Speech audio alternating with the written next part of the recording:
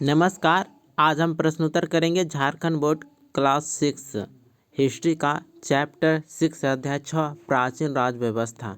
तो आइए शुरुआत करते हैं पहले प्रश्न से।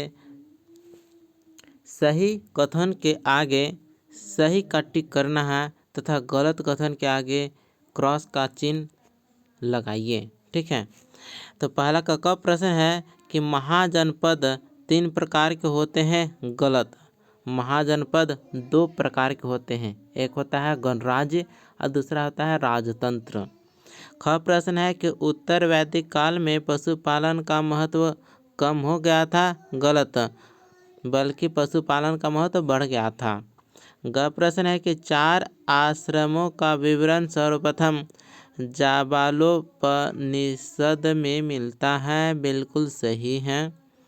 घ प्रश्न है कि उत्तर भारत 14 बड़े महाजनपदों में विभाजित था। गलत, 16 महाजनपद थे। कितने थे?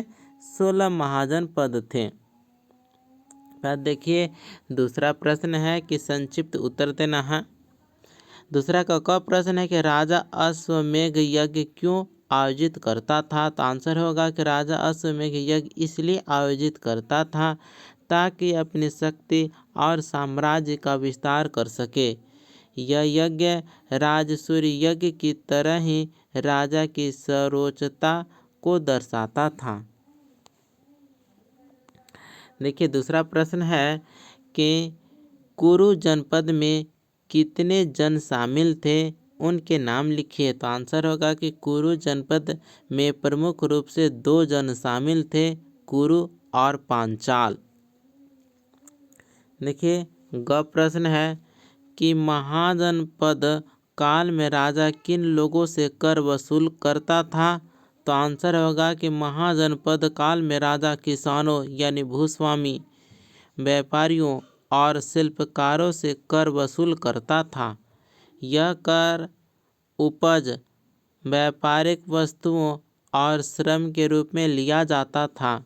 घ प्रश्न है गणों की सभाओं में समाज का कौन सा वर्ग भाग नहीं ले सकता था। तो आंसर होगा कि गणों की सभाओं में स्त्रियों, दासों और शूद्रों को भाग लेने की अनुमति नहीं थी। इसके बाद आइए तीसरे प्रश्न की ओर। प्रश्न करता है कि उत्तर वैदिक काल में कृषि का महत्व क्यों बढ़ गया था। तो आंसर होगा कि उत्तर वैदिक काल में कृषि का महत्व इसलिए बढ़ गया क्योंकि लोहे के औजारों का उपयोग शुरू हो गया था, जिससे जमीन की जुताई और उत्पादन क्षमता में वृद्धि हुई। अस्थायी बस्तियों का विकास हुआ और कृषि पर आधारित अर्थव्यवस्था बनने लगी। अब देखिए चौथा प्रश्न आ गए हैं। प्रश्न करता है कि आज के गणराज्य से वज्जी कैसे भिन्न था।